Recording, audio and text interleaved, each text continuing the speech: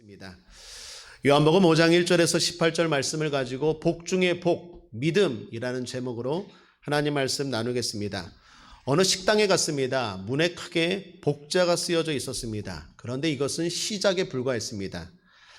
식당 안에 들어갔더니 벽에도 복, 식탁에도 복, 의자에도 복, 카운터에도 복, 심지어 사장님과 종업원들이 입고 있는 유니폼에도 복자가 쓰여져 있었습니다. 이처럼 사람들은 복을 좋아합니다. 복 싫어하는 사람 아마도 하나도 없을 것입니다. 옛날 저희 어른들도 그러셨습니다. 할아버지 집에 가면 수저에도 복, 이불에도 복, 밥그릇, 국그릇, 베개에도 복자가 있었습니다. 그것도 모자라 허리춤에는 복주머니를 차고 계셨고 또한 곳곳에 복조리를 달아놓기도 하셨습니다. 다행히 그러셨던 분이 나중에는 예수님을 영접하고 주님의 복을 바라는 믿음의 부문으로 변하셔서 천국 가셨습니다.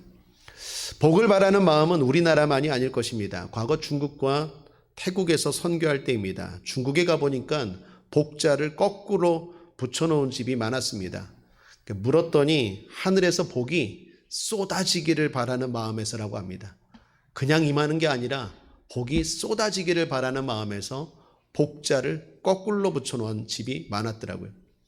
태국에는 집집마다 우체통 함 같은 것이 있는데 아침마다 사람들이 그 함 앞에서 복 비는 것으로 하루 일과를 시작하는 걸 봤습니다. 아시아만 그럴까요? 미국 사람들도 복 좋아하죠. 서로 만나면 어떻게 인사합니까? God bless you 하면서 축복을 빕니다. 특별히 재채기를 하면 꼭 God bless you 합니다. 소리 나는 대로 우리말로 하면 이게 충청도 말이 됩니다. 가버려 슈가 됩니다. 혹시 이 자리에 감기 걸리신 분 계십니까? 코로나로 인해서 인후통이나 여러 가지 증상들, 아픔이 있는 분들 계십니까? 충청도 버전으로 축복합니다. 가버려 슈. 복을 바라는 것은 예수님을 믿는 성도도 마찬가지입니다. 어느 목사님이 우리처럼 신년에 대신방을 하셨답니다. 신방에 구역장님이 대동하셨습니다. 그런데 그 구역장님이 신방할 때마다 신방 맞는 성도 집 그 옆자리에 예배드리는 그 옆자리에 꼭 바싹 달라붙어 앉더랍니다. 처음에는 우연이겠지 생각했는데 신방하는 가정마다 그 집 성도님 옆에 너무 바짝 붙어서 예배드리길래 이동 중에 목사님이 물으셨답니다. 집사님 매번 신방받는 성도 옆자리에 너무 가까이 앉으시던데 혹시 무슨 이유라도 있으세요? 그랬더니 그 구역장님, 집사님이 말씀하시기를 목사님이 그 가정에 축복을 빌 때 그 축복의 부스럭이라도 받으려고요. 그래서 옆에 붙었다라고 말합니다. 사람들이 신자든 불신자든 복을 바라는 마음은 인지상정일 것입니다. 그리고 그것은 나쁘거나 잘못된 일이 아닐 것입니다. 그런데 중요한 것은 믿음이 가장 중요한 복 중에 복이다라는 것입니다. 믿음이 복 중에 복인 이유는 여러 가지가 많습니다. 그 중에 제가 묵상한 3가지를 소개하면 이렇습니다. 첫 번째 이유는 구원입니다. 흔히 사람들이 원하는 복을 보면 오복을 말합니다. 오복이 뭡니까? 수부, 강령, 유호독, 고정명입니다. 즉 첫째가 장수하는 수이고 둘째가 부자가 되는 부이고 셋째가 강령, 건강을 말합니다. 유호덕은 덕 있는 삶이고 고종명은 하늘이 내린 명대로 잘 살다 죽는 것입니다. 이게 사람들이 바라는 오복입니다. 인터넷에 보니까 현대 오복이라고 해서 다른 오복이 있더라고요.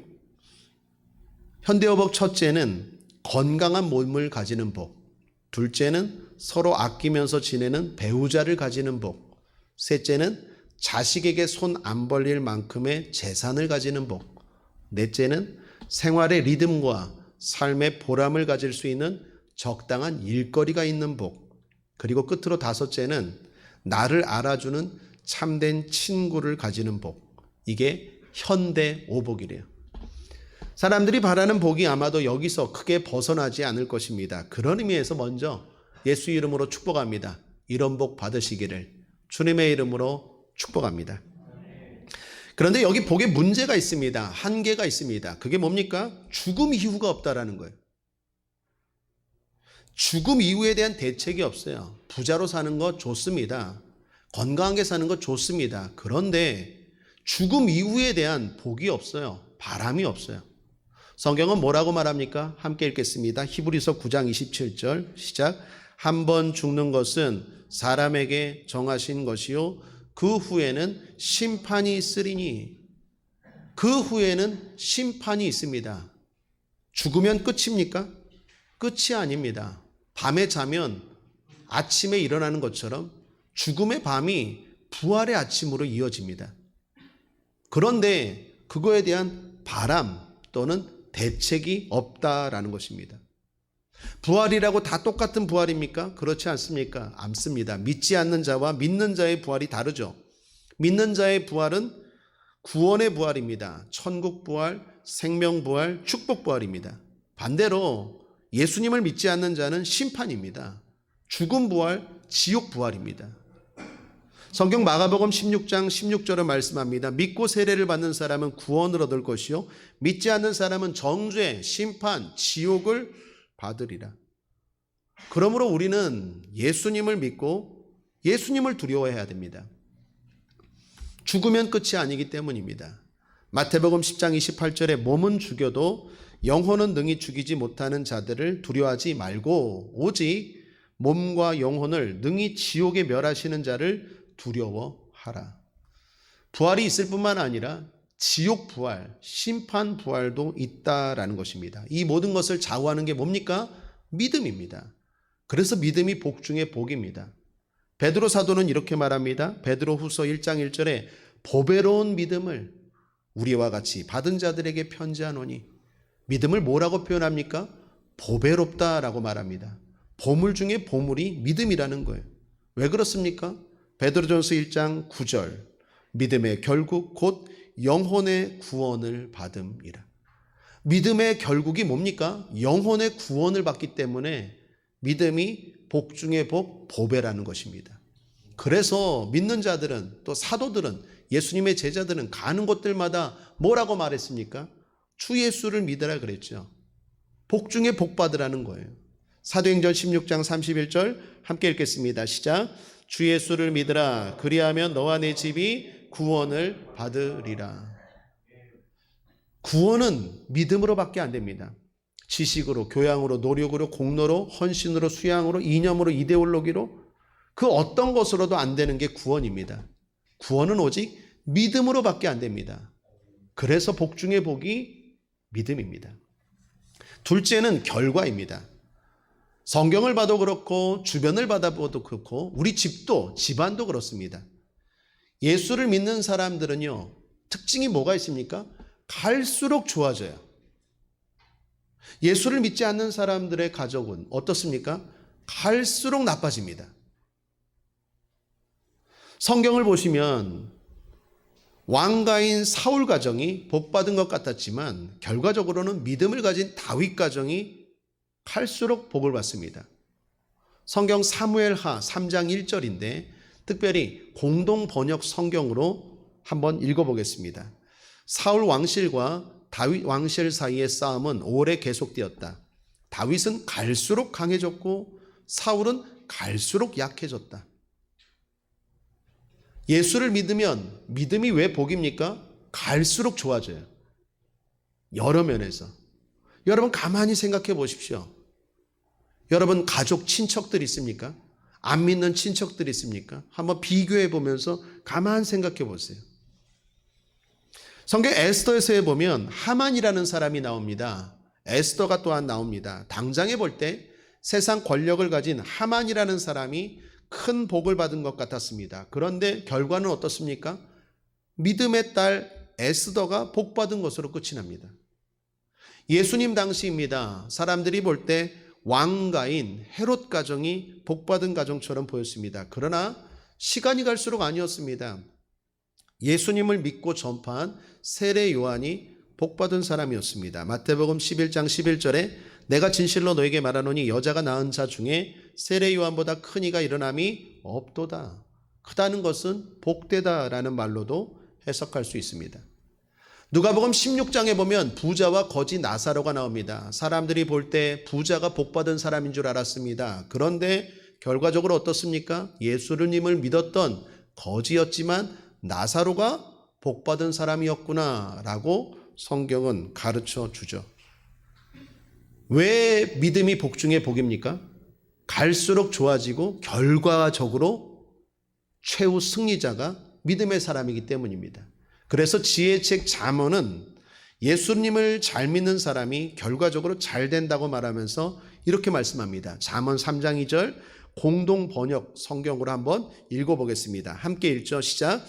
그러면 너는 오래 살고 날이 갈수록 행복을 누리게 된다. 이 말씀 가지고 여러분 축복합니다.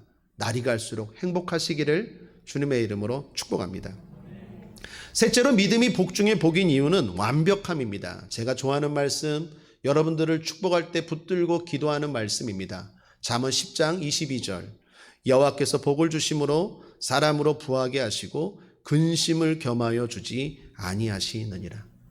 하나님의 복의 특징이 뭡니까? 완벽하다라는 거예요. 믿는 자들에게 하나님이 복을 주는데 완벽합니다. 전인적입니다. 영혼도 잘 되고 범사도 잘 되고 육체도 잘 됩니다. 복에 부족함이 없습니다. 복에 후유증이 없습니다. 복에 부작용 같은 것도 없습니다. 우리 삶은 그렇잖아요. 뭐 하나를 얻고자 하면 뭐 하나를 희생해야 되잖아요. 열심히 돈을 벌어서 부자가 됐어요. 그런데 나중에 봤더니 건강을 잃어버렸어요. 열심히 노력을 해서 가족을 위해서 일했어요. 그런데 나중에 자녀들이 빗나가거나 이혼하게 되는 가정들. 우리의 삶은 그렇습니다. 뭔가 하나를 얻고자 하면 뭐 하나를 희생해야 돼요. 그런데 하나님이 복을 주시면 영적으로도 심적으로도 육적으로도 뿐만 아니라 부작용과 탈이 없어요. 모든 면에서 하나님의 복이 완벽하다라는 것입니다. 그래서 믿음이 복 중에 복이다라는 것입니다. 이 모든 것을 종합할 때 믿음이 복 중에 복인데, 자, 그럼 이런 믿음은 어떻게 생길까요? 흔히 생각하기를 기적을 보면 믿는다라고 말합니다. 믿음이 생긴다라고 말합니다. 제가 일전에도 한번 말씀드렸죠. 하나님이 만약에 저에게 공개적으로 기적을 일으킬 수 있는 능력을 하나 허락하신다면 저는 영종도에 있는 사람들 다 이 성전에 모아놓고 저기 제 방에서부터 이 강단까지 공중부양으로 붕 떠서 딱 오는 게 저의 소원입니다. 그러면 다 믿을 거 아니에요? 그런데 하나님이 아직도 소원을 안 들어주십니다. 여러분, 만약에 제가 그렇게 했다 하고 사람들이 그걸 봤다고 칩시다. 그럼 믿음이 생길까요? 아니죠. 대부분 안 믿을걸요. 그때는 놀라지만, 그때는 믿는 것 같지만 진정 믿음이 있는 사람들은 거의 대부분 없을 거예요. 오늘 본문이 그렇습니다. 오늘 본문에 보면 38년 동안 병을 앓았던 사람이 나옵니다. 38년 된 병자입니다. 불치병입니다. 이 사람이 고침을 받았습니다. 예수님의 말씀만으로 고침을 받았습니다. 그걸 단 둘이 치료한 게 아니라 모든 사람들이 보는 베데스다 연못, 그 양문, 예루살렘에 양들이 들어가는, 제사 드릴 때 쓰일 양들이 들어가는 양문 옆에 베데스다 연못에 수많은 사람들이 모인 자리에서 예수님이 치료하셨습니다. 말씀만으로 치료하셨습니다. 그걸 모든 사람들이 봤습니다. 그런데 예수님을 믿는 사람들이 별로 없어요. 오히려 예수님을 믿지 않을 뿐만 아니라 비난까지 했습니다. 여러분, 여기 잘 보시면 예수님을 믿지 않는 사람들이 무턱대고 안 믿은 게 아니에요. 안 믿는 사람들도 나름의 논리가 있었다라는 거예요. 이 사람들이 예수님을 기적을 보고도 안 믿은 이유, 논리가 두 가지가 나오는데, 하나는 예수님이 하나님이 주신 율법에 어긋나는 일을 했다라는 거예요. 하나님이 주신 율법에 안식일에 쉬라고 했는데 예수님이 일했다라는 거예요. 즉 율법을 어겼다라는 거예요. 그들의 논리는 하나님이 보내신 예수님이라면 어떻게 하나님의 율법을 어기느냐는 거예요. 맞는 말입니까? 틀린 말입니까? 맞는 말이에요. 합리적이고 논리가 견고해요. 틀린 말이 아니에요. 둘째로 이 사람들이 예수님을 안 믿은 이유, 기적을 보고도 안 믿는 논리, 이유가 뭡니까? 유일하신 하나님을 사람인 예수가 아버지고 아들이라고 동등됨으로 말했다라는 거예요. 17, 18절 함께 읽겠습니다. 시작. 예수께서 저희에게 이르시되 내 아버지께서 이제까지 일하시니 나도 일한다 하시매 유대인들이 이를 인하여 더욱 예수를 죽이고자 하니 이는 안식일만 범할 뿐 아니라 하나님을 자기의 친아버지라 하여 자기를 하나님과 동등으로 삼으심이로라. 누가 봐도 사람인데 하나님을 아버지라고 말하고 자기가 하나님의 친아들이라고 말하고 동등되게 말했다라는 거예요. 이거 신성모독 아니냐는 거예요. 그 논리를 내세우면서 안 믿었어요. 여러분 여기 잘 보십시오. 이들이 말하는 걸 보세요. 나름 합리적입니까? 비합리적입니까? 합리적이에요. 또한 거룩해 보이기까지 아니 어떻게 신성모독한 일을 합니까? 라면서 안 믿는다라는 거예요. 우리가 복음을 전할 때 우리 주변에 만나는 사람들이 그렇다라는 거예요. 무턱대고 안 믿는 게 아니라 안 믿는 나름대로의 논리가 있어요. 그리고 그 논리가 대단히 합리적이고 이성적이고 그리고 설득력이 있다라는 거예요. 거기다가 어떤 분은 교양과 예절, 더 나아가 거룩함까지 갖추고 있어요. 그래서 안 믿어요. 무턱대고 안 믿는 게 아닙니다. 그러나 그렇다 하더라도 그들의 논리는 사실 틀렸어요. 얼마든지 반박할 수 있습니다. 예를 들면 오늘 본문의 사람들도 그렇습니다. 이 사람들이 두 가지 논리를 대면서 기적을 보고도 예수님을 안 믿었죠. 첫 번째, 안식일의 규정, 율법을 어겼다라고 말하는데 엄밀하게 말하면 율법을 어긴 게 아니라 그들의 전통을 깨뜨린 것입니다. 당시 유대인들은요, 하나님의 율법을 잘 지키기 위해서 미시나라는 걸 만들었는데 이건 일종의 구체적인 행동 규범입니다. 예를 들어 안식일 규정만 보면 이렇습니다. 율법에는 안식일에 대해서 주일에 대해서 이렇게 하나님이 말씀하셨어요. 출애굽기 20장 8절 함께 읽겠습니다. 시작. 안식일을 기억하여 거룩히 지키라. 자, 이게 하나님이 말씀하신 율법이에요. 안식일을 기억하여, 잊지 말고 기억하여 거룩히 지키라. 자, 문제는 이게 대단히 추상적이라는 거예요.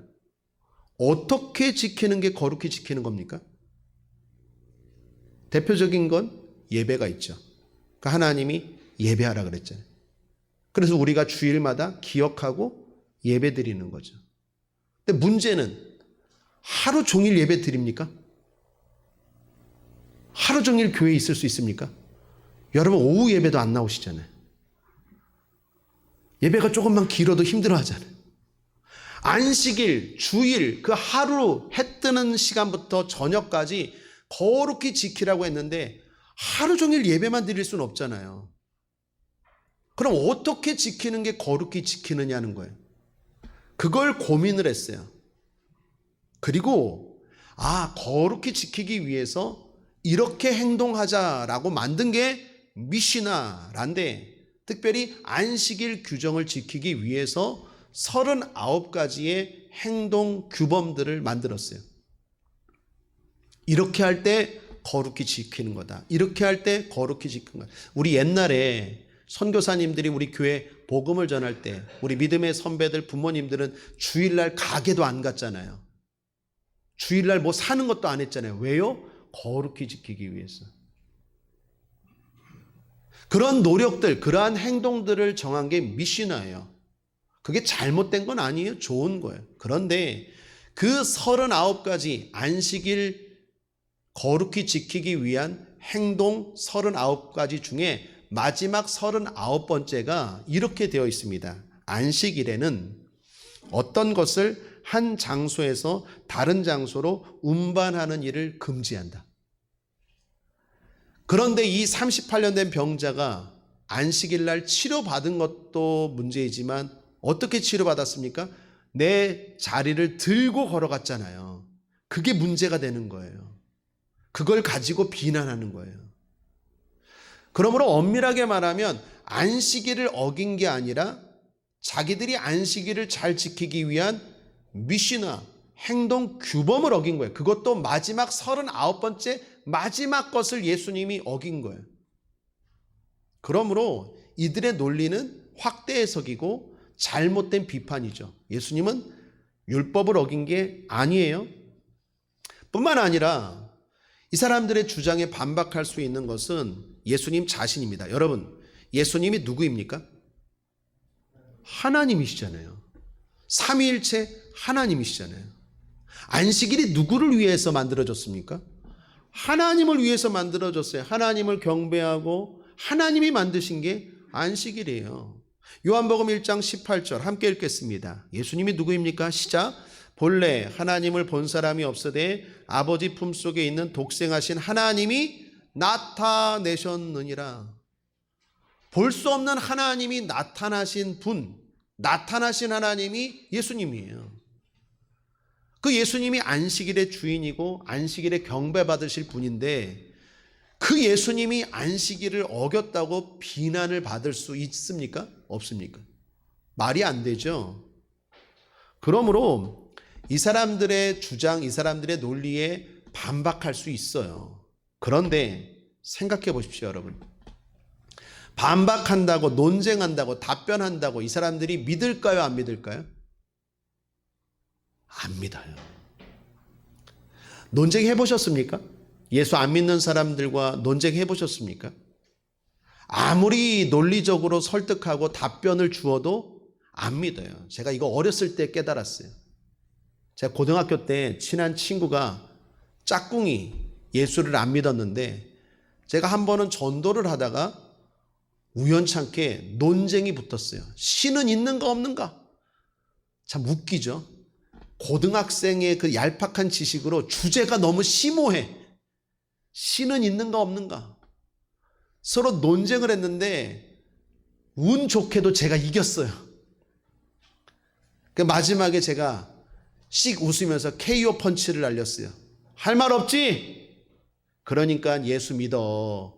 그러니까 교회 가자. 그랬더니 그 친구가 뭐라 그런 줄 아세요? 아무튼 안 믿어. 제가 그때 깨달았어요. 아무튼 안 믿어. 아, 그렇구나. 논리적으로 설명을 잘한다고 믿는 게 아니구나. 논쟁에서 이긴다고 해서 설득한다고 해서 변화되는 게 아니구나. 아무튼 안 믿는데요. 그러면서 이런 논리, 저런 핑계, 저런 변명. 여러분 많이 경험해 보셨잖아요. 논쟁하다 보면 꼬리에 꼬리를 물다가 나중에 논쟁은 한계에 부딪혀요. 사람이 시간과 공간의 한계에 부딪힌 사람이 신에 대해서 말한다는 것 자체가 어불성설이기 때문에. 자, 그러면 문제가 생깁니다. 기적을 봐도 안 믿고 논리적으로 설명해도 안 믿고 이거 어찌 해야 됩니까? 여러분 남편 어떻게 해야 됩니까? 여러분 자녀 어떻게 해야 됩니까? 여러분 부모님 어떻게 해야 됩니까? 아, 기적을 그렇게 경험해 놓고도 그렇게 내가 설명을 해주고 논리적으로 답변을 해줘도 안 믿으면 도대체 어떻게 해야 됩니까? 안 믿으면 그만입니까? 안 믿으면 그만이 게 아니에요. 안 믿으면 다른 건 다 차치하고라도 지옥이에요, 지옥. 다른 복들은 다 양보할지라도 지옥은 양보하면 안 돼요. 지옥은 결코 가면 안 돼요. 그러므로 반드시 믿어야 되고 꼭 믿어야 되고 꼭 예수님을 영접해야 되는데 이거 어찌해야 됩니까?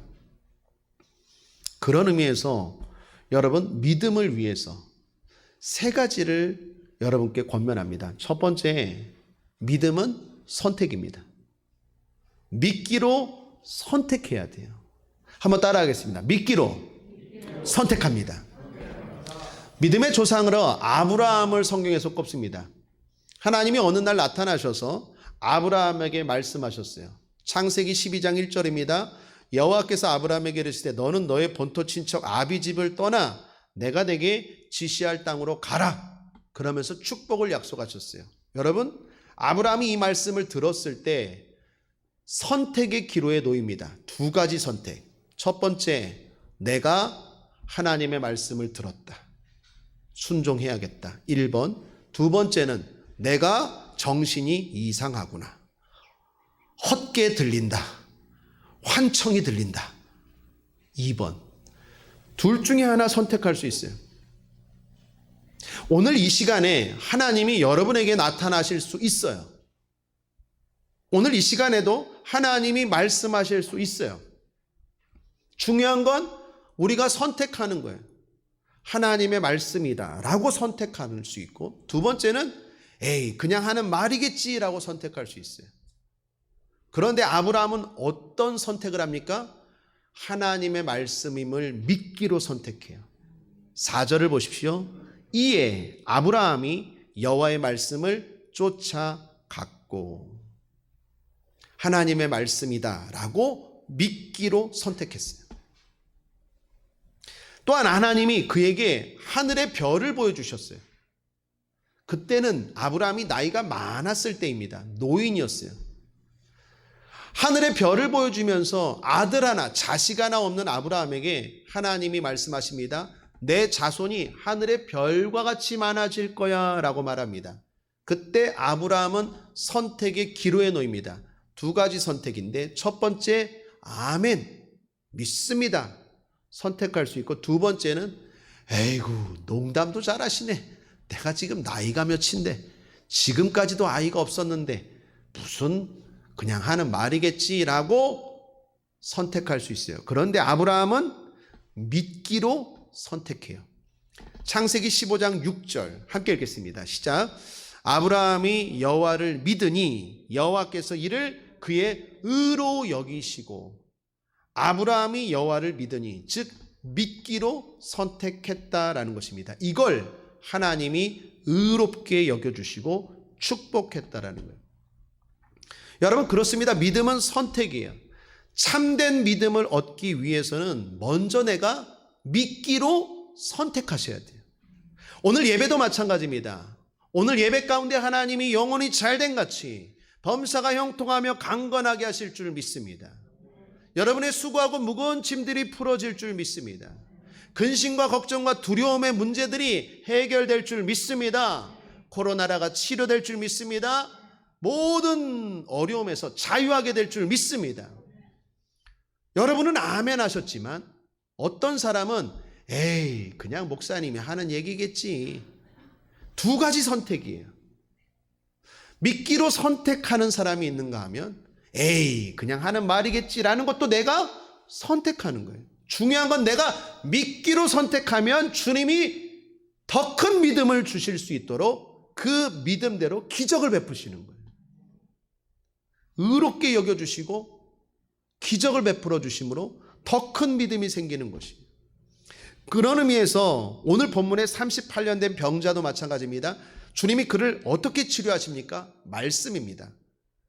그를 치료한 말씀 정확하게 8절인데 함께 한번 읽어보겠습니다. 시작. 예수께서 가라사대 일어나 내 자리를 들고 걸어가라 하시니, 이 짧은 말씀인데 이 말씀에는요 세 가지 명령이 있습니다. 첫 번째는 일어나라, 두 번째는 내 자리를 들어라, 세 번째는 걸어가라입니다. 이 말들은요, 이 명령은 38년 된 병자에게 선택을 요구하는 것이었어요. 첫째, 일어나라라는 것은 한마디로 전능하신 하나님을 믿으라는 거예요. 여러분, 38년 된 병자입니다. 38년 동안 누워 있습니다. 하나님이 일어나래요. 예수님이 일어나래요. 두 가지 선택의 기로에 놓여요. 첫 번째, 한번 해보자. 그래, 일어나 봐야겠다. 첫 번째 선택. 두 번째는 웃기시네. 내가 그게 됐으면 38년 동안 누워 있었겠냐? 안 그래요? 아니 38년 동안 누워 있는데 주님이 뭐라고요? 일어나래요. 그게 됐으면 지금까지 누워 있었겠냐고요. 이거 선택할 수 있어요, 없어요? 있다라는 거예요. 그런데 38년 된 병자가 웃기시네 예수님이라고 말하지 않고 한번 해보자.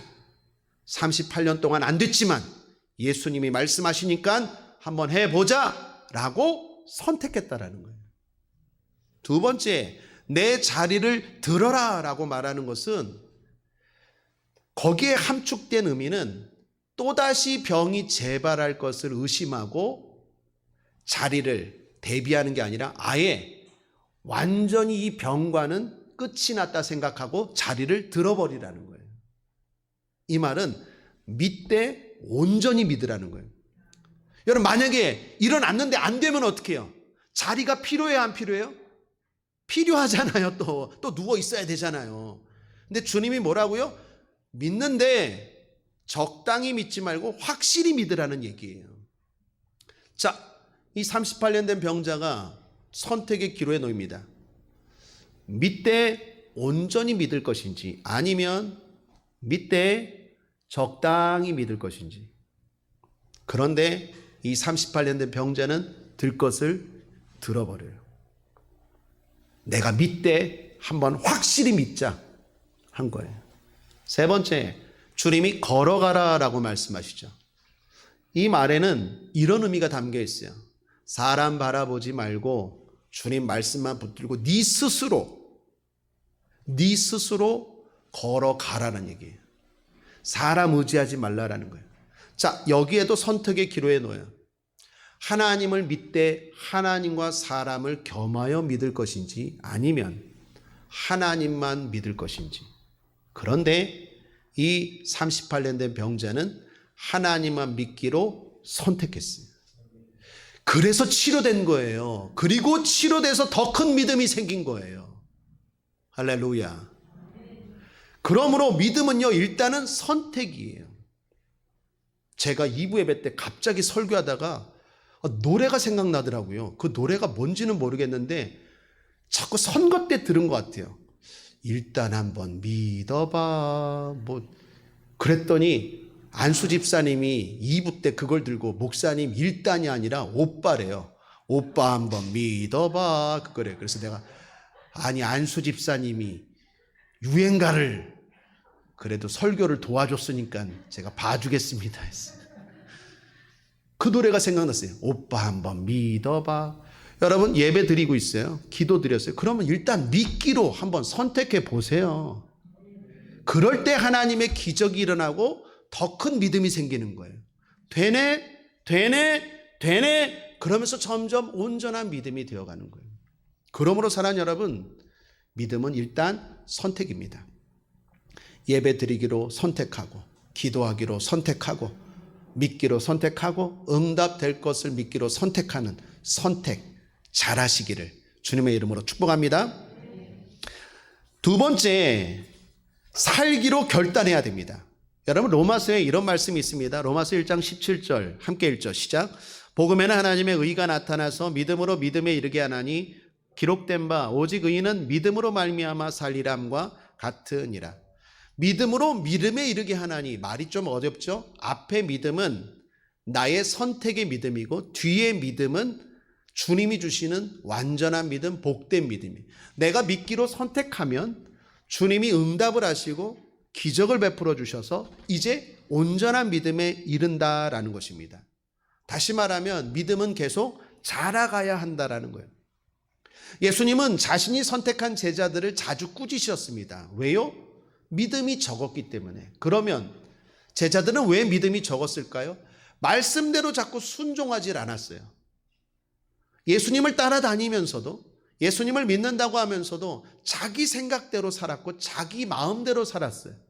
그러니까 믿음이 자라가지 않았고, 믿음이 자라가지 않으니까 능력과 축복이 임하지 않고 예수님께 꾸지람을 받았다라는 것입니다. 우리에게 복된 믿음이 생기기 위해서는 주님 말씀대로 살아가야 합니다. 내 삶의 스타일이, 라이프 스타일이 말씀의 방식대로 바뀌어야 돼요. 옛날에는 주일날 공차고 여행 다니고 낚시하고 취미를 했다면 이제 하나님 말씀대로 주일은 예배드리고 기도하는 라이프 스타일로 바뀌어야 돼요. 옛날에는 그냥 막 밥을 먹었다면 이제는 예수 믿었다면 하나님께 감사하고 기도하고 식사해야 돼요. 옛날에는 그냥 하루를 시작했다면 이제는 하나님 말씀하신 대로 주님이 행하신 대로 새벽을 깨워 기도로 하루를 시작하는, 그렇게 자꾸 내 삶이 말씀의 방식으로 바뀌어 나가야 돼요. 그럴 때 믿음이 생기는 거예요. 그렇게 살지 않으면서 어찌 믿음이 생기고 어찌 그 믿음이 복을 가져올 수 있겠습니까? 오늘 38년 된 병자도 마찬가지입니다. 주님이 이 38년 된 병자에게 이런 말씀을 하셨어요. 14절, 그 후에 예수께서 성전에서 그 사람을 만나 이르시되 보라 내가 나았으니 더 심한 것이 생기지 않게 다시는 죄를 범치 말라 하시니, 그 후가 언제입니까? 치료받은 후에 성전에서 이 38년 된 병자를 다시 만났어요. 그때 예수님이 뭐라고 말씀합니까? 더 심한 병이, 이전보다 더 심한 병이면 도대체 얼마나 심한 병일까요? 38년 동안 병을 앓았던 사람인데 그것보다 더 심한 병이 생기지 않도록 죄를 범치 말래요. 다시 말하면 말씀에 불순종하지 말고 순종하며 살래요. 이 말은 무슨 말입니까? 더 심한 병이 생길 수 있다는 얘기예요, 없다는 얘기예요? 있다는 얘기예요. 저는 예수 믿기로 선택하고 예수님 앞에 나와서 병 고침 받고 더 안 좋아진 사람들 많이 봤어요. 문제가 해결되고 더 안 좋아진 사람들 많이 봤어요. 왜 그럴까요? 고침 받았으니까 끝, 문제 해결 받았으니까 끝이 아니에요. 이제 말씀대로 자꾸 내 삶을 고쳐가야 돼요. 말씀의 방식대로 살아가야 돼요. 그렇지 않으면 더 심한, 이전보다 더 심한 상태로 회귀될 수 있어요. 돌아갈 수 있다는 거예요. 믿음이 자라기 위해선, 믿음이 더 굳건해지기 위해서는 하나님 말씀대로 이제 살아가야 됩니다. 제가 좋아하는 프로그램 가운데 생활의 달인이라는 프로그램이 있습니다. 특별한 영웅들, 알려진 사람들이 나오는 게 아니라 우리처럼 평범한 사람들의 영웅, 훌륭함을 소개하는 TV여서 제가 참 좋아합니다. 거기 보면요, 하나같이 공통점이 뭡니까? 시작은 소질이 있어서 또는 가업을 물려받기 위해서 했는지 모르겠지만 그 일을 사랑해서 열심히 하다 보니까 달인이 된 거예요. 달인. 신의 경지에 이른 거예요. 여러분, 믿음도 마찬가지입니다. 시작은 어떻게 했는지 모르겠지만 이제 어떻게 해요? 그 말씀을 사랑하고 그 말씀대로 살기 위해서 계속 노력하고 실패도 또 도전하고 실패도 또 도전할 때 믿음이 자라가는 거고, 그 믿음이 역사를 일으키는 거예요. 주님 뭐라고 말씀합니까? 너희들에게 겨자씨만한 믿음이 있어도 이 산을 들려 바다에 던지라 하면, 산은 뭡니까? 문제를 상징하죠. 이 문제가 바다에 던지라 해결된다라고 명하면 이루어진다라고 말하는데, 그만큼 믿음이 능력이고 축복인데, 그 믿음은 어떻게 자랍니까? 말씀대로 살아갈 때 자라더라라는 것입니다. 신명기에 보면 6장에 이런 말씀이 있습니다. 신명기 6장 6절에서 9절, 오늘날 내가 내게 명하는 이 말씀을 너는 마음에 새기고 내 자녀에게 부지런히 가르치며 집에 앉았을 때에든지 길에 행할 때에든지 누웠을 때에든지 일어날 때에든지 이 말씀을 강론할 것이며, 너는 또 그것을 내 손목에 매어 기호를 삼으며 내 미간에 붙여 표를 삼고 또 내 집 문설주와 바깥문에 기록할지니라. 하나님이 하신 말씀이에요. 말씀을요, 집에, 길에, 손목에, 미간에, 문설주와 바깥문에. 왜 이렇게 말씀하십니까? 내 삶이 가는 곳마다, 있는 곳마다 하나님 말씀대로 내 삶이 바뀌어가야 된다는 거예요. 그래야 믿음이 생기고 그 믿음이 놀라운 기적과 복을 가져온다라는 것입니다. 그래서 시편 85편에 보면 시편 저자가 이렇게 결단하면서 촉구합니다. 시편 85편 5절 함께 읽겠습니다. 시작. 내가 하나님 여호와의 하실 말씀을 들으리니 대저 그 백성 그 성도에게 화평을 말씀하실 것이라. 저희는 다시 망령된 대로 돌아가지 말지로다. 망령된 대로 다시 돌아갈 수 있어요. 말씀대로 살기로 결단해야 돼요. 한 번 기적을 경험했다고, 한 번 치료를 경험했다고 이제 끝났어가 아니라 이제 점점 더 말씀대로 살아가야 믿음이 자라고 뿐만 아니라 더 큰 은혜와 축복을 누릴 수 있어요. 그 축복 안 누리고 싶다. 아니요.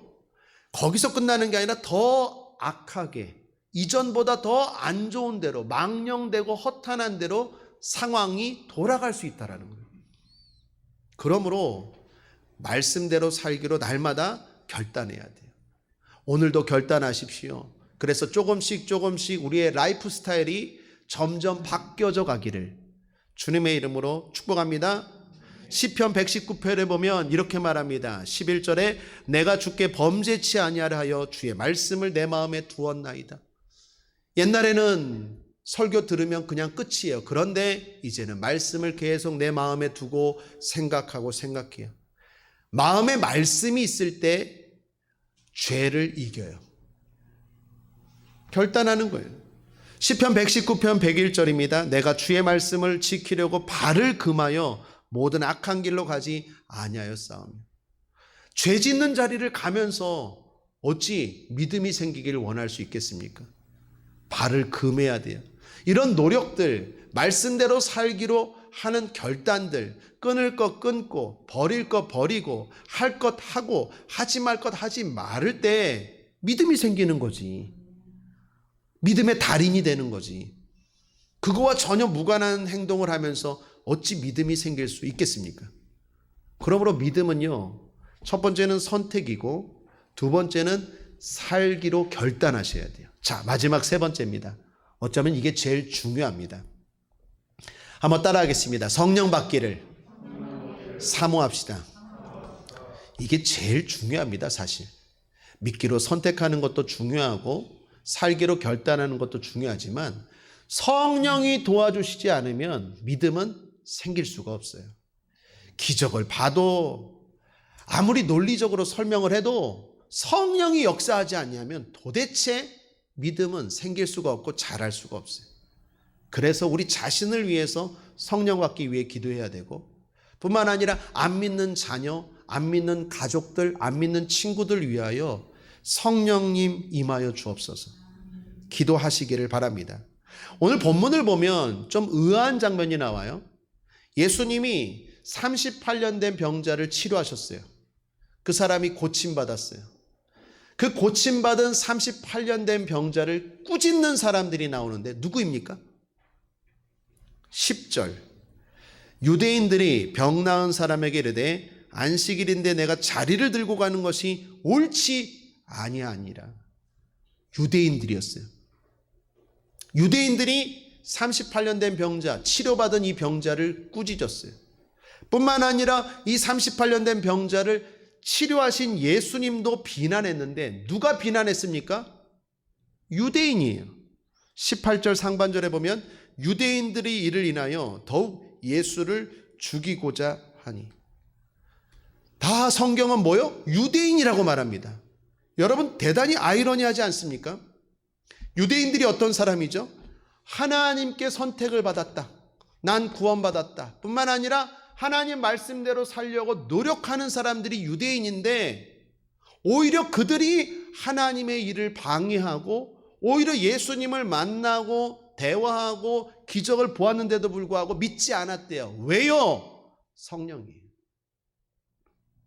성령 받지 아니하면 아무리 예수님을 대화하고 아무리 예수님의 기적을 보고 아무리 그 논리적으로 설명을 해도 믿지 않더라라는 거예요.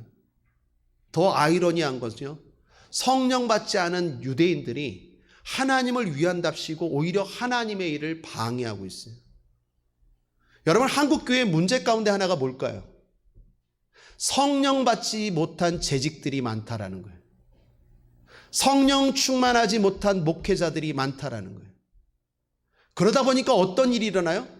하나님을 위한다고 말하면서 하나님의 일을 방해해요. 예수님을 비난하고 예수님의 일을 방해한 사람이 강도가 아니었다니까요. 깡패가 아니에요. 불신자가 아니라 하나님을 잘 믿겠다고 하는 사람들, 자기는 거룩하다고 하는 사람들이 오히려 예수님의 일을 방해하고 하나님의 일을 방해하고 오히려 비난하고 조롱했다라는 거예요. 오늘날 한국교회 안에서도 이런 일이 일어날 수 있다라는 거예요. 우리는 그런 슬픈 소식들 자주 듣잖아요. 어느 교회가 목사파, 장로파로 갈라져서 싸우더라. 어느 교회가 서로 싸우더라. 아니, 마귀와 싸워야 될 판인데 성도들끼리 싸우고 파간 안에서 싸워요. 왜 이런 일이 벌어집니까? 성령 받지 못한 목사, 성령 충만하지 못한 재직들, 성령이 없는 유대인들이 예수님을 방해해요. 하나님을 방해해요. 그런데 자기들은 하나님을 위한답시고 하고 있다라는 거예요. 이거 신성 모독이잖아. 이건 하나님의 율법을 어기는 거잖아. 자기들은 대단한 프라이드를 가지고 하는데 그게 오히려 역설적으로 하나님을 대적하고 하나님의 일을 방해하는 일이 됐더라는 거예요. 그래서 성령 충만해야 돼요. 사랑하는 여러분, 저를 위해서 기도해 주십시오. 다른 무엇보다도 우리 목사님 한눈 파지 말고 성령 충만하게 하여 주옵소서. 저도 마찬가지입니다. 여러분들 아멘 크게 하신 것처럼 저도 크게 아멘이고 기도입니다. 하나님, 우리 안수 집사님들 성령 받게 하여 주옵소서. 방언하게 하여 주옵소서. 우리 권사님들 기도의 자리 자꾸 떠나지 않게 하여 주옵소서. 성령 충만하게 하옵소서. 우리 집사님들, 교사들, 우리 찬양팀 다 성령 충만하지 아니하면 오히려 하나님을 위한다고 하면서 하나님을 방해하고 대적하는 자리에 설 수 있다니까요. 그래서 성령입니다. 고린도전서 2장 말씀 함께 한번 읽어보죠. 12, 14절 시작. 세상의 영을 받지 아니하고 오직 하나님께로 온 영을 받았으니 이는 우리로 하여금 하나님께서 우리에게 은혜로 주신 것들을 알게 하려 하심이라. 우리가 이것을 말하거니와 사람의 지혜에 가르친 말로 아니하고 오직 성령의 가르치신 것으로 하니 신령한 일은 신령한 것으로 분별하느니라. 육에 속한 사람은 하나님의 성령의 일을 받지 아니하나니 저에게는 미련하게 보임이야. 또 깨닫지도 못하나니 이런 일은 영적으로야 분변함이니라. 성령 충만하지 아니하면 예수 믿는 사람들이 다 미련해 보이고 하나님의 일을 하는 사람들에 대해서 도대체 이해가 안 돼요. 깨닫지 못해요. 영적인 일은 영적으로만 분별이 돼요. 성령이 해야 돼요. 고린도전서 12장 3절도 우리 함께 읽겠습니다. 시작. 그러므로 내가 너에게 알게 하노니 하나님의 영으로 말하는 자는 누구든지 예수를 저주할 자라 하지 않고 또 성령으로 아니하고는 누구든지 예수를 주시라 할 수 없느니라. 성령으로 아니하고는요, 예수님이 주님으로 믿어지지가 않아요. 그러니까 성령이 임해야 돼요. 자, 끝으로 성령이 임하기 위해서 어떻게 해야 됩니까? 두 가지. 하나는 회개해야 됩니다. 사도행전 2장 38절 하반절에 너희가 회개하여 각각 예수 그리스도의 이름으로 세례를 받고 죄사함을 얻으라. 그리하면 성령을 선물로 받으리니. 회개해야 됩니다. 한 주간도 어떻게 살으셨습니까? 이 시간 회개합시다.